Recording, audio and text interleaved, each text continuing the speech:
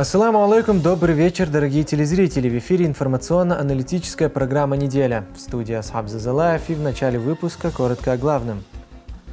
С 12 мая в России завершился период нерабочих дней. Об этом заявил Владимир Путин в своем последнем обращении. О чем еще говорил президент страны, смотрите в нашем выпуске. Выход или смягчение режимов ограничений должны проходить при строгом соблюдении всех условий, санитарных требований, которые гарантируют безопасность людей. Глава региона подписал указ о снятии ограничительных мер. Выход из режима самоизоляции будет проходить в 3 этапа, что включает в себя первый этап и как обстоит эпидемиологическая ситуация в республике. Болезнь потихоньку все равно уже поэтапно. Каждый человек должен в первую очередь верить и бояться Аллаха.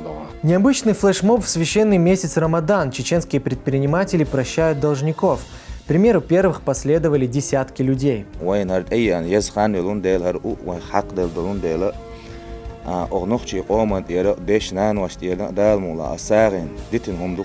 Еще недавно мы встречали Рамадан, а сегодня уже провожаем. Чем особенно последняя декада месяца и каковы ее сунны?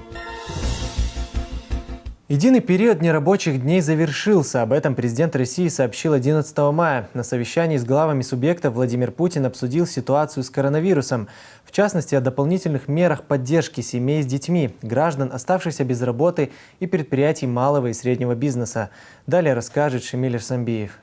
Благодаря введению ограничительных мер России удалось замедлить распространение инфекции. Об этом сообщил Владимир Путин на совещании с руководителями федеральных министерств и главами регионов. Президент отметил, что благодаря выигранному времени удалось значительно повысить запас коечных мест и аппаратов искусственной вентиляции легких. Это поможет снизить нагрузку на здравоохранение и на медработников, которые борются с пандемией. Благодаря заранее принятым мерам уже сохранены, можно это сказать без всякого преувеличения, сохранены многие тысячи жизней. Конечно, решающая роль здесь принадлежит врачам, медицинским сестрам. У них, кстати, завтра, по-моему, профессиональный праздник. Поздравляю вас. Всем медицинским работникам. Мы все, граждане страны, вновь и вновь благодарим их за поистине самоотверженную работу. Понимаем, как им трудно и с каким мужеством и достоинством они исполняют свой профессиональный долг. Обращаю внимание всех руководителей, в том числе контрольных и надзорных ведомств. Сегодня мы обязаны помочь медицинским работникам, обеспечить их всем необходимым, ну и тем более не трепать им нервы, не отнимать их драгоценное время на отчетность, излишнюю отчетность и лишние проверки. Я прошу правительство принять на этот счет все исчерпывающие решения. С 12 мая единый период нерабочих дней завершился. Некоторые предприятия в регионах снова могут организовывать работу. Однако, добавил президент, снятие ограничений произойдет поэтапно и все будет зависеть от эпидемиологической обстановки в конкретном регионе. Поэтому за главами субъектов сохраняются дополнительные полномочия. Выход или смягчение режимов ограничений должны проходить при строгом соблюдении всех условий, санитарных требований, которые гарантируют безопасность людей. И еще один важнейший момент. У нас большая страна. Эпидемиологическая обстановка в регионах разная. Мы и прежде учитывали этот фактор. А на предстоящем этапе надо действовать еще более тонко, внимательно. Нельзя руководствоваться общей калькой, потому что в одних регионах определенные действия могут создавать неоправданные риски для граждан, а в других, напротив, привести к неоправданным ограничениям для жизни людей, деятельности предприятий. Минимальный размер пособия по уходу за ребенком повысится в 2 раза. Все российские семьи получат по 5000 рублей на ребенка в течение 3 месяцев. Ранее на такую сумму могли рассчитывать семьи, которым полагается материнский капитал. Каждая семья, в которой есть дети от 3 до 15 лет включительно, может получить единовременную помощь в виде 10 000 рублей на каждого ребенка. Деньги начнут начисляться с 1 июня. Дорогие друзья, я попрошу сейчас особого внимания у тех людей, которых предлагаемые меры поддержки и будут напрямую затрагивать.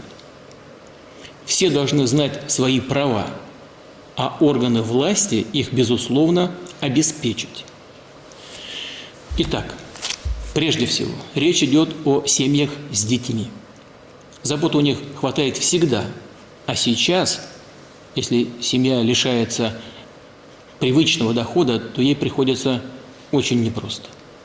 Тем более, если кто-то из родителей, а еще хуже оба, временно остались без работы. Такое тоже бывает, к сожалению.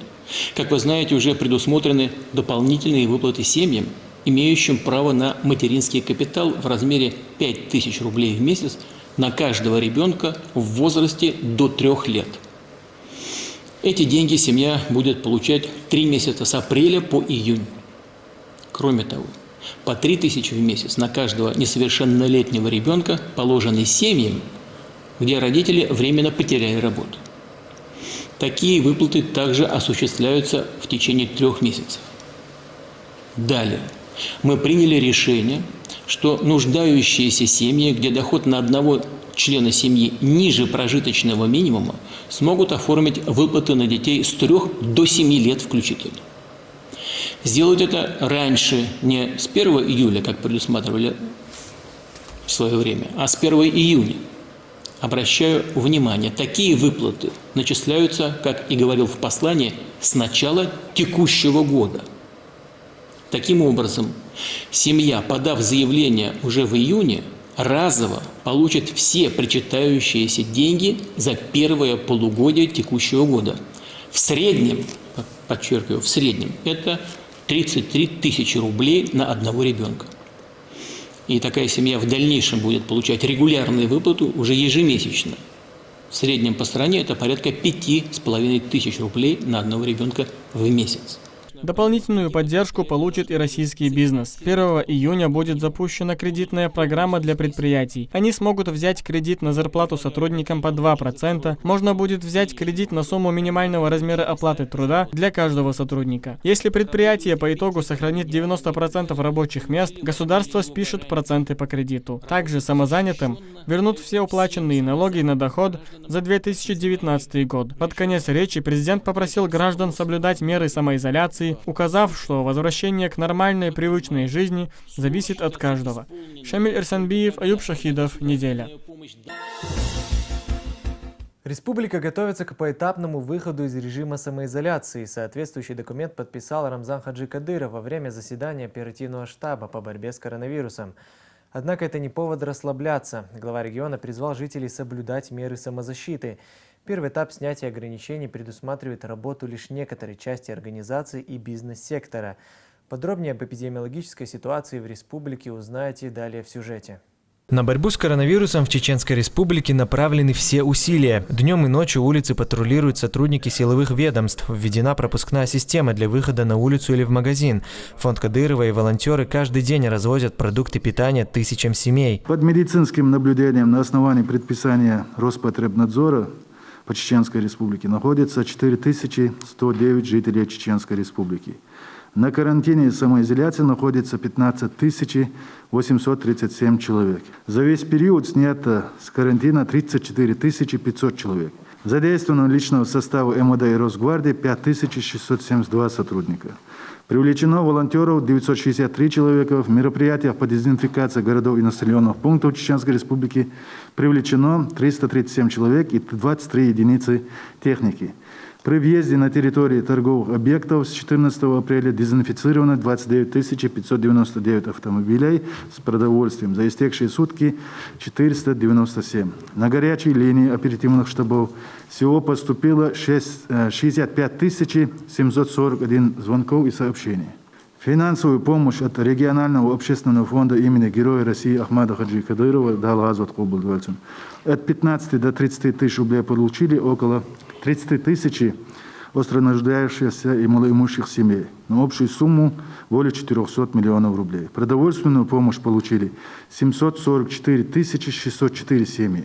Уровень безработицы ожидаемо увеличился. Для тех, кто лишился работы, и для пострадавших отраслей экономики приняты меры поддержки. По этому показателю Чеченская Республика лидер среди субъектов России. Проведенная работа дала свои плоды. Уже можно говорить о начале поэтапного снятия ограничений. Указ подписал глава республики. Первый этап, он с 15 мая сегодняшнего дня.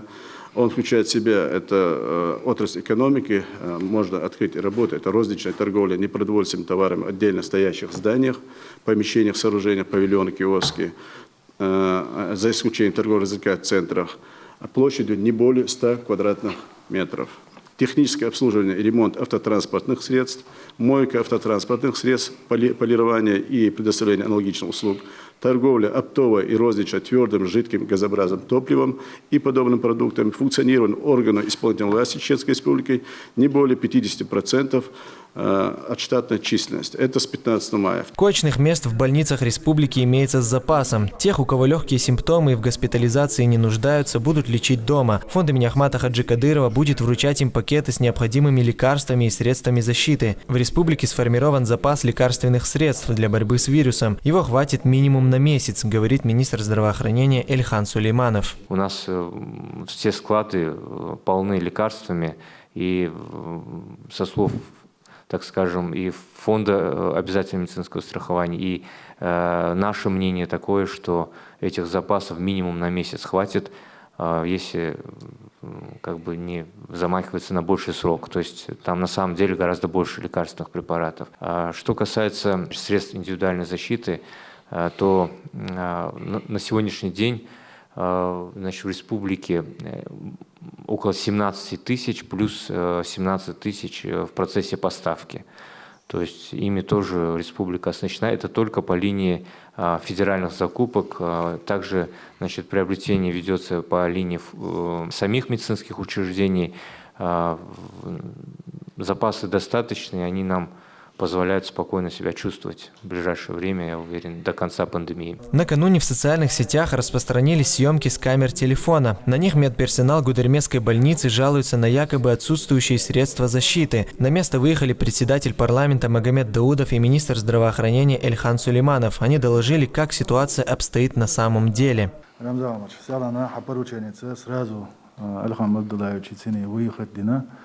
ومنستر здравоохранения мубахар дути гадул хал абелгал мадакар хо нохчи чуа угри дикчар больницу угри хашчар больница это чудо она полностью она чуа проверки но 350 кой кетч бинабу рамзан кислород мосо маю ну факт цада из больницы валена ва цада лечит на те люди которые там собрались они вообще не задействованы в работе с ковидом. Из 7 отделений только отделение инфекционное. Отделение. Там определены 48 врачей. 3 смены, по 16 медиков. С ними, они, когда мы уже зашли, Алхаму, они знают, они полностью защищены, где красная зона знает, где зеленая зона. Все есть, короче. А вот из 1500 врачей, 48 врачей задействованы под ковид, а остальные вот подняли, так скажем, это маленькая кучка дела. Вот эту панику. И что мы дальше Рамзан? Глава республики призывает продолжать соблюдение мер самозащиты. Первый этап выхода из ограничительных мер предусматривает работу лишь некоторой части организации и бизнес-сектора. В республике по-прежнему действует пропускной режим, и за его нарушение будут санкции. Первый, второй, третий этап сняты определенные ограничения, и все мы должны выйти на улицу, и все. Вот наоборот, у кого есть сила воли, кто больше болеет за свою семью, за себя, за свой народ, он должен максимально стараться быть самоизоляцией. Если мы поведем себя халатно в это отношение, то мы получим больше больных.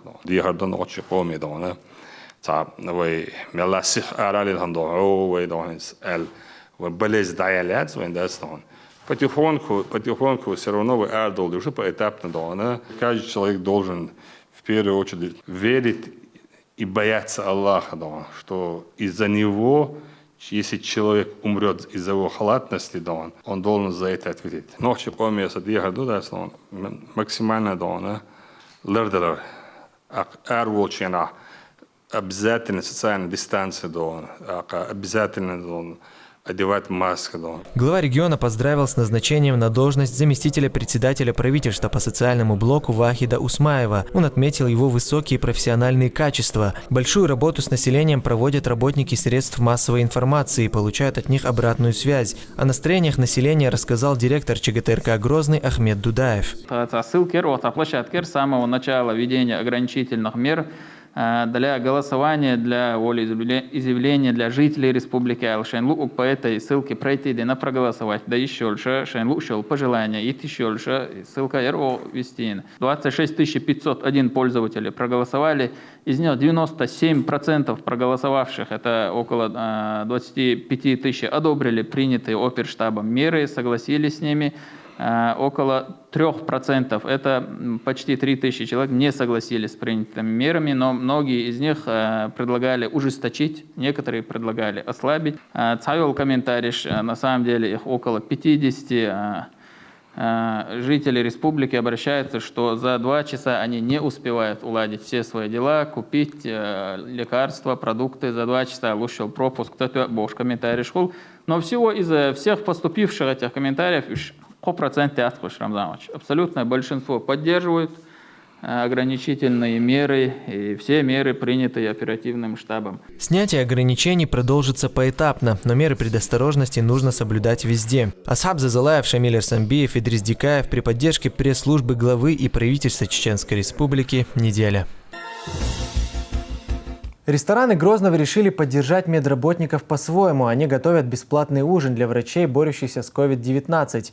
В числе первых к флешмобу присоединился ресторан «Белла Фамилия». 5 поваров делают еду на 500 человек.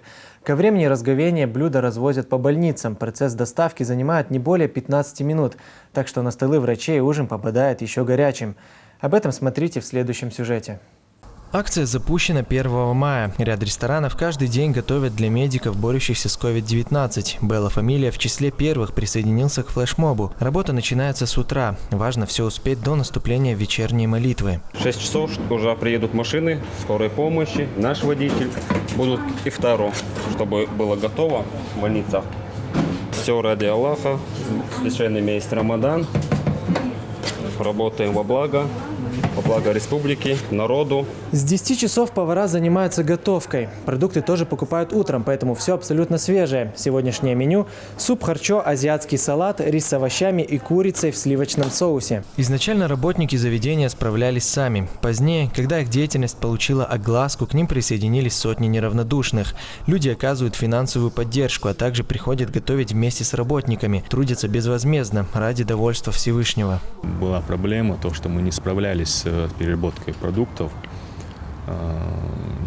просто не успевали физически. И нас поддержали оборудованием. Процесс намного упростился. Очень многие люди подключились, кто как может, кто чем может, помогает. Готовка завершается ближе к вечеру. Ужин рассчитан на 500 человек. Готовую еду помещают в контейнеры с указанием примерного количества порций. Ко времени разговения волонтеры развозят их по больницам. На столы врачей ужин попадает еще горячим.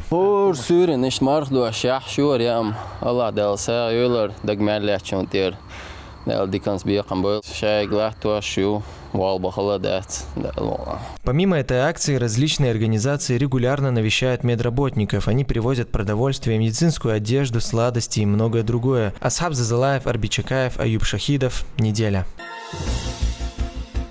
10 мая фонд имени Ахмата Хаджи Кадырова провел беспрецедентную акцию. Она была приурочена ко Дню памяти и скорби народов Чеченской Республики. 140 тысяч семей в этот день получили продуктовые наборы. Гуманитарная помощь добралась и до соседних регионов.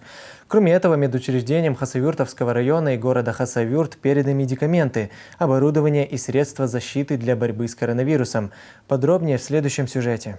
Это одна из самых масштабных благотворительных акций за всю историю существования фонда имени Ахмата Хаджи Кадырова. Она приурочена ко Дню памяти и скорби народов Чеченской Республики. Помощь получили около 140 тысяч малоимущих семей региона. Овощи, крупы, молоко, мясо, макароны, чай и многое другое. Продуктовые наборы жители получают прямо у порога дома. Аллаху, Аллаху, Аллаху, Аллаху, Аллаху.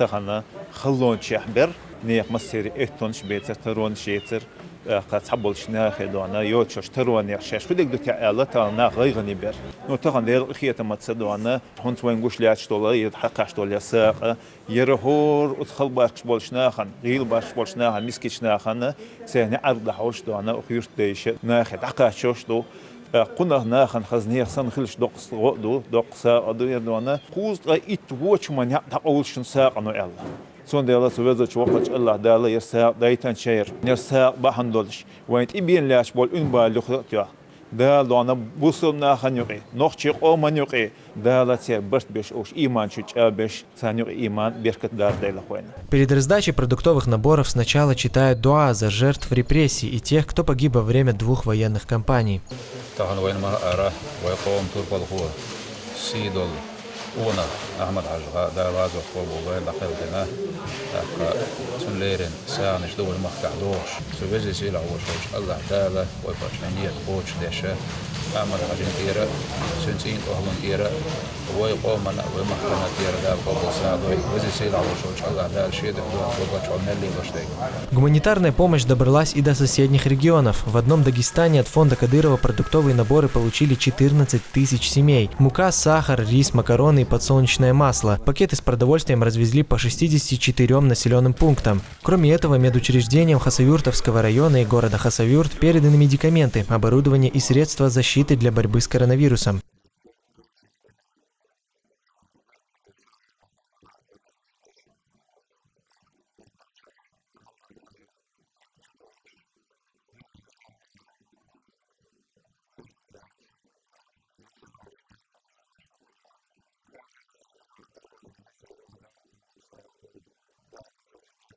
Акция дошла и до Кабардино-Балкарии. Более 3000 семей получили полноценные наборы. Помощь от фонда передали участники спортклуба «Рамзан» города Нальчик. Но и это не все. Для опаленных войной беженцев и сирот фонд организовал ифтар и передал им продукты питания. Более 7300 жителей Дамаска смогли разговеться. Еще 7000 семей передали продовольственные наборы. Асхаб Зазылаев, Магомед Бачаев, Аслан Висхаев при поддержке пресс-службы главы и правительства Чеченской Республики. Неделя. В связи с введенными дополнительными мерами поддержки, каждая семья, в которой есть дети от 3 до 15 лет, может получить помощь в виде 10 тысяч рублей на каждого ребенка.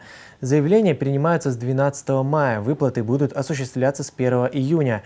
Как оформить заявку и кому положена выплата, расскажет Шамиль Арсамбиев. У Луизы Юсуповой 4 детей. В связи с введенными дополнительными мерами поддержки на каждого из них полагается единовременная выплата в размере 10 тысяч рублей. Заявления принимаются с 12 мая. Выплаты будут осуществляться с 1 июня. По словам женщины, в сложившееся время для семей с детьми это значимая помощь. Это большая поддержка, тем более в этот нелегкий период, не выходя из дома, можно подать заявление по порталу госуслуги. У меня были кое-какие вопросы, и на сайте пенсионного фонда я получила на них ответы, и благодаря им подала заявление очень легко. Подать заявление можно за пару минут, без предоставления справок и документов, на сайте пенсионного фонда или через госуслуги. Необходимую помощь можно получить и позвонив в колл-центр фонда. В течение 5 дней пенсионный фонд принимает решение, в течение 3 дней пенсионный фонд будет производить перечисления. Хотелось бы отметить, несмотря на то, что мы заявление принимаем с 11 мая, то есть со вчерашнего дня, на выплату имеют право только с 1 июня. То есть выплаты будут осуществляться только с июня месяце. Уже появились люди, которые пытаются заработать на этом, обещая якобы оформить заявку за определенную плату. Юристы предупреждают, доверять таким мошенникам нельзя. Ими уже заинтересовались правоохранительные органы. Пенсионный фонд Российской Федерации бесплатно предоставляет все услуги. У нас есть люди, которые консультируют по этим услугам, которые бесплатно окажут вам помощь. Поэтому хотелось бы обратиться и попросить не обращаться к таким людям. Эти и другие дополнительные меры поддержки семей с детьми озвучил президент страны Владимир Путин в ходе очередного онлайн-совещания. Следует отметить, что предусматривается и ряд других мер поддержки граждан, лишившихся работы в период пандемии коронавируса. Шамиль Арсамбиев, Аюб Шахидов. Неделя. Новая коронавирусная инфекция внесла свои коррективы в деятельность жилищно-коммунальной сферы Чеченской Республики. В первую очередь это связано с финансовыми трудностями, которые возникли из-за уменьшения дохода большей части жителей страны. О том, какие предприняты меры для облегчения оплаты ЖКУ, расскажет Амина Шахгириева. Пандемия коронавируса внесла радикальные коррективы в привычную жизнь людей. Доход большей части населения страны значительно уменьшился, у других и вовсе теперь его нет. Как следствие, проблемы с оплатой коммунальных услуг. Кто-то делает это с большим трудом, а кто-то и вовсе не может нести и рубля.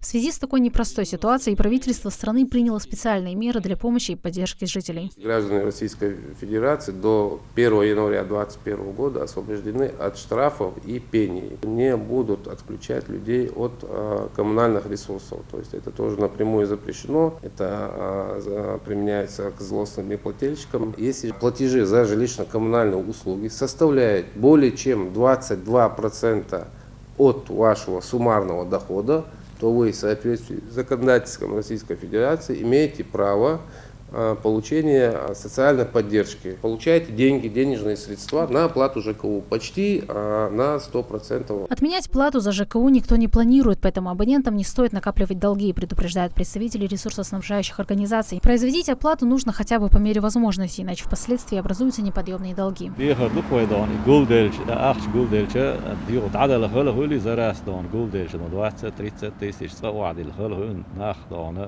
Жим шат хорбата 2-3 тысячи, кто 1000 рублей оплатит, царно Оплачивать коммунальные услуги во время карантина можно, не выходя из дома, с помощью электронного кошелька или мобильного счета. Кроме того, кассиры сами совершают обход абонентов и собирают платежи.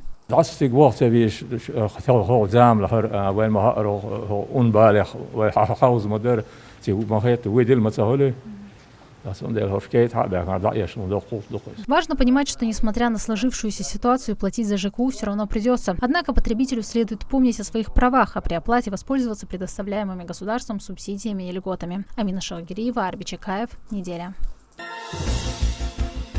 В Чеченской Республике проходит необычный флешмоб. Его запустил владелец так называемого могильника для автомобилей Адам Дабуев. Молодой человек простил всем своим должникам, после чего многие другие предприниматели последовали за ним. Наш герой даже не подозревал, что его скромный, по его мнению, поступок перерастет в такое большое богоугодное дело. Магомед Езидов продолжит тему. Саламу алейкум, вежри. Соок шейлер, лесхоскертер. Разборки ашвал, машинш воушошвал, адам ушон. Харвайнт айян есхан лундел, хар мархи бут болундел. Огбеш мархи баттан тира, ассайн таган кармел волтагана, содел дё. Кинт ира вал, ас идел дё, идиқар аддитин хшан. Должники Адама теперь могут ни о чем не беспокоиться, а ведь за последние 15 лет они задолжали ему больше 300 тысяч рублей. Несколько человек должны были заплатить за машины, но теперь и они свободны. Адам простил долги всем без исключения.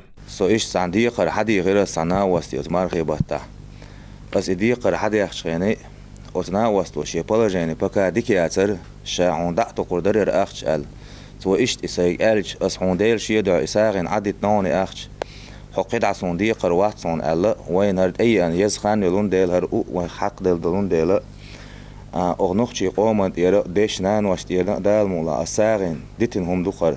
Указавшему на благое полагается такая же награда, как и совершившему его, сказал пророк, мир ему и милость Всевышнего. Рамзан Висалиев последовал примеру Адама и тоже простил долги. Он начинал как предприниматель еще 10 лет назад, когда ему было 17. Владелец магазина одежды, автомойки, фитнес-центра и ресторана освободил от долгов не только своих клиентов, но и тех, кто просто занимал у него деньги.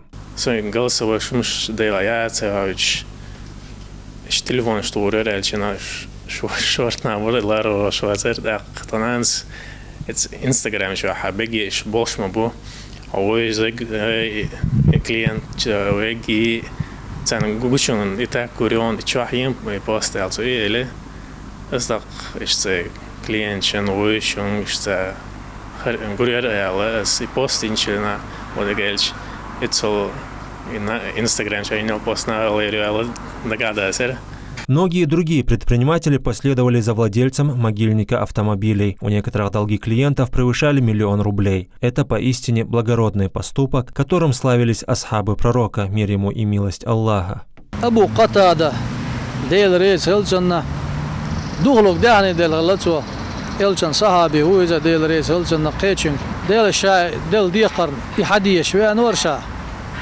حقتك وشين إديلش حنا شالخرخ أقوش ويود شكيرت ويش سحسكر وشين يهودو تي حال خاتر بو أبو قتادت ديلا حونين عدل دوتش قطونو حيزوش يحبي كليوش ليش غير شايل باخ أبو قتادت شايل باخ وقولنش ديل دو حال اشتخلوا شعو حال وشايل باخ ديل يحدو حون قشتنا ديت ما ديتشا يلشنو أولش خزوشا دال شاقية باختر مرش وتلزة شاقان لدودوش قيمة دينا إديل عرش عنده دوزك عنده دوتشين أوت عندغي دال شاوال ولوشوك شا ديقر دل دخل وال ديقر خوان يه تون داي دويل سوي يجيشتين قندير ولي الخزوشة إديل يحدحون جيشتين قندير ولي شعب. Эта спонтанная акция состоялась по решению самих предпринимателей. Они надеются на милость Всевышнего для себя и для всего народа, который страдает от пандемии. Но это не означает, что все остальные должны последовать их примеру. Могут быть самые разные обстоятельства и причины. Магомед Езидов, Имран Абазаев, Джабраил Синеев. Неделя. Сотрудники Общественной палаты республики проводят проверочные мероприятия в магазинах. Они призваны мониторить соблюдение мер безопасности в условиях пандемии.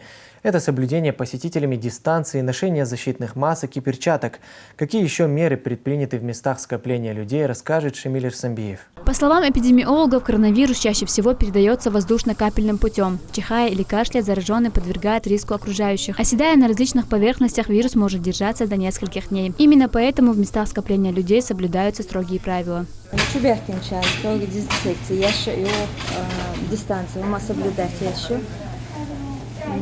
Ну, во время карантина мы шума продуктно завышать. Я денодацию, по правилам шайды клеила, что. Вход в магазин строго в маске. Руки обрабатывают антисептиком на месте. У кассы нанесена специальная разметка, за которую нельзя заходить в случае очереди. За соблюдением перечисленных мер следят местные органы власти и члены Общественной палаты республики.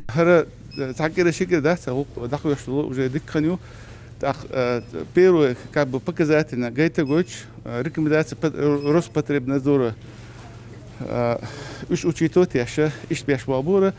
Так, нага учан хахвач, им цадующий дозич, так, мосуерчка. Роза Нашаева всегда закупается в этом магазине. По ее словам, здесь соблюдаются все санитарные нормы. Состояние помещения, качество товара, обслуживание – все на высшем уровне. Чисто, плотно, тупишун. Ющун, сарен, хумлушушун.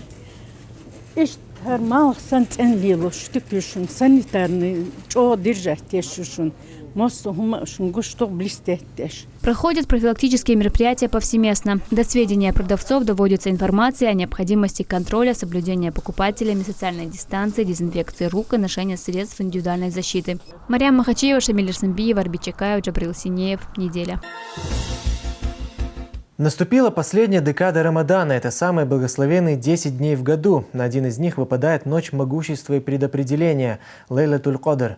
Чем особенно это время и каковы ее сунны, расскажет Ахмед Аюбов. Рамадан – особенно благословенное время в жизни мусульманина. В этом месяце многократно увеличиваются шансы покаявшихся быть прощенными, шансы перетянуть чашу весов своих деяний в сторону добра. Посланник Аллаха, мир ему и благословение Всевышнего, сказал: «Тому, кто во время Рамадана будет соблюдать пост с верой и надеждой на награду Аллаха, простятся его прежние грехи».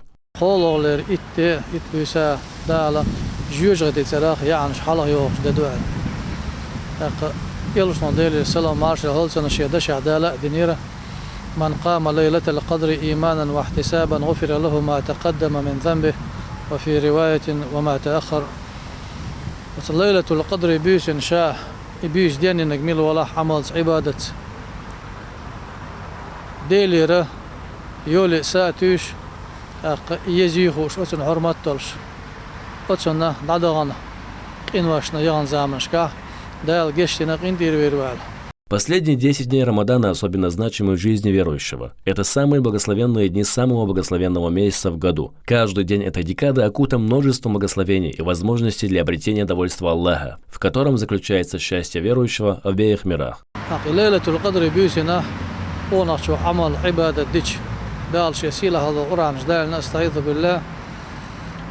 إنا أنزلناه في ليلة القدر وما أدراك ما ليلة القدر ليلة القدر خير من 1000 الشهر بقوا ديل شدشة بقى الله أرسيلا خلد القرآن وغا ليلة القدر بيوسن دوسيناهن حونة وخاء وص ليلة القدر بيوسة دوز الأخرى ليلة القدر بيوسة شا يزن إلشنا أمة يوسينا بيوسو إذا أزبيوسن عمل عبادة دينشنا إزر بتشوح دال عمل عبادة دينشل دين أحسرز بقع مار هادرش بص خلص نابر سوء سبيش آقا دال عمل عبادة دينشل يالي هون اتسحن بيوس نقونا شوي بيوس دينيش дал عمل عبادة دينش. В хадисе сказано, когда начинались последние 10 ночей Рамадана, посланник Аллаха, мир ему и благословение Аллаха, бодрствовал в ночное время для молитвы и поклонения, будил свою семью и готовил себя, чтобы быть более усердным в поклонении. Ахмед Аюбов, Имран Абазаев, Аслан Юсаев. Неделя. В Грозном продолжается строительство первой стоматологической поликлиники. Она входит в подпрограмму Минстроя и ЖКХ Чеченской Республики. Повышение устойчивости жилых домов, объектов и систем жизнеобеспечения в сейсмических районах Российской Федерации. Возведение объекта было начато в январе этого года. Учреждение строится на месте старого здания, которое не соответствовало современным требованиям качества. Подробнее расскажет Амина Шахгириева. Учреждение состоит из 2 блоков. Для первого блока возведены монолитные колонны и уже выполняется демонтаж опалубки. На втором блоке устанавливают опалубки для колонн и готовятся к заливке перекрытия первого этажа. Общая площадь объекта около 3500 квадратных метров. Здание поликлиники вот это, она состоит из 2 блоков. Один блок 3-этажный, с техподпольем и с техэтажом. Почти как 5 этажей получается. А блок Б, он 2-этажный. Как бы у них там актовый зал на 2-м этаже. Несмотря на пандемию, строительство не было остановлено. С начала карантина рабочие проживают на объекте. Для них здесь созданы необходимые условия. За состоянием их здоровья следят медработники. Значимость этого объекта без преувеличения большая, потому что это первый медицинский объект, реализуемый в рамках данной программы. Строительство данного объекта позволит обеспечить качественными медицинскими услугами граждан города Грозного. Учреждение строится на месте старого здания, которое не соответствовало современным требованиям качества. Всего в республике продолжается строительство и реконструкция 19 соцобъектов. Эти мероприятия входят под программу Минстроя ЖКХ «Повышение устойчивости жилых домов, объектов и систем жизнеобеспечения в сейсмических районах Российской Федерации». Амина Шахгириева, Имран Абазаев, Аслан Исхаев. Неделя. И на этом мы завершаем наш выпуск. Хороших вам новостей. Ади Кюэлшу, Марш Ойл.